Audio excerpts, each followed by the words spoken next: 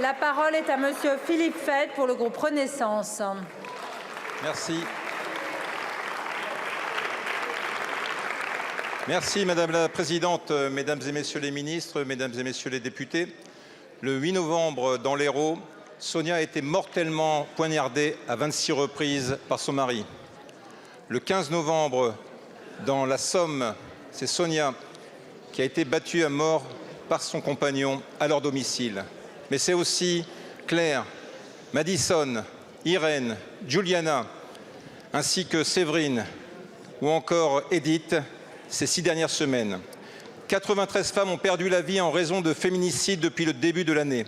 93 pertes tragiques. Je tiens à avoir une pensée pour chacune d'entre elles. Ma question s'adresse à Madame la ministre Bérengère Couillard. En 2022, plus de 240 000 personnes ont été victimes de violences commises par leurs partenaires ou ex-partenaires, soit une hausse de plus de 15% par rapport à 2021.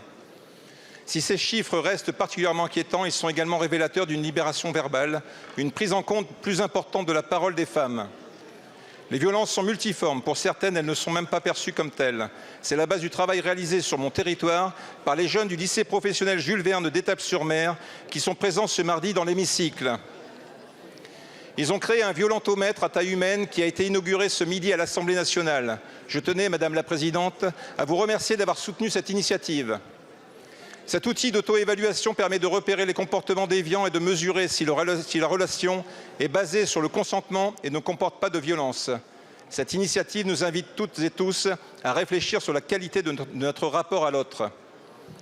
Chers collègues, samedi marquera la journée internationale pour l'élimination des violences à l'égard des femmes. Alors que la mobilisation grandit d'année en année, alors que l'égalité entre les femmes et les hommes a été déclarée grande cause du quinquennat, les moyens de lutter contre ce fléau doivent être à la hauteur. Madame la ministre, je connais votre mobilisation sur ces sujets essentiels. La représentation nationale et les Français attendent des actes forts pour les mois à venir. Pouvez-vous nous présenter votre stratégie de lutte contre les violences faites aux femmes? Merci beaucoup, mon cher collègue. La parole est à Madame Bérengère Couillard, ministre chargée de l'égalité entre les femmes et les hommes et de la lutte contre les discriminations. Merci Madame la Présidente, Mesdames et Messieurs les députés, Monsieur le député Philippe Fay. Déjà, je tenais à vous remercier pour l'initiative que vous avez lancée avec les lycéens du lycée Jules Verne d'Étaples-sur-Mer.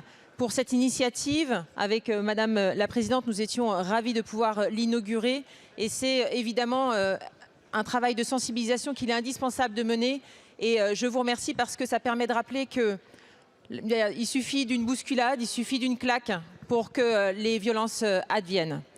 Rappelez que nous agissons depuis maintenant 2019 avec le Grenelle des violences conjugales. 5 lois ont été votées ici dans cet hémicycle et également nous avons mis en place de nombreux dispositifs. Le recueil de la parole des femmes d'abord avec l'extension de la ligne téléphonique 39 19, 24 heures sur 24, 16 jours sur 7. Nous avons également formé des policiers et des gendarmes. 150 000 policiers et gendarmes ont été formés et 100% de nos élèves issus des écoles de police et gendarmerie le sont. Nous avons également fait en sorte de déployer des dispositifs qui permettent de protéger les femmes. C'est quoi? Ce sont des bracelets anti-rapprochement, plus de 1000, des téléphones grave danger également, plus de 5000 qui sont aujourd'hui déployés. Et puis nous avons sensiblement augmenté les places d'hébergement d'urgence. Nous avons multiplié par 2, ils sont aujourd'hui au nombre de 10 000 en 2023. Nous continuons avec également le traitement des auteurs, parce que sans auteur, il n'y a pas de victime. Nous souhaitons agir sur la récidive. Nous avons ouvert 30 centres de prise en charge des auteurs de violences conjugales. Ils sont accompagnés psychologiquement, également à la réinsertion à l'emploi et aussi au traitement des addictions, parce qu'il n'est pas rare de trouver, dans le cadre de violences au sein du couple, des personnes qui sont sous le coup de l'alcoolémie ou de différentes drogues. Mais évidemment, nous ne sommes pas satisfaits des résultats. Vous savez, beaucoup de choses sont encore à faire. La mise en place, évidemment, des ordonnances de protection en 24 heures, les pôles spécialisés ou encore le PAC Nouveau Départ. Madame la ministre, merci beaucoup.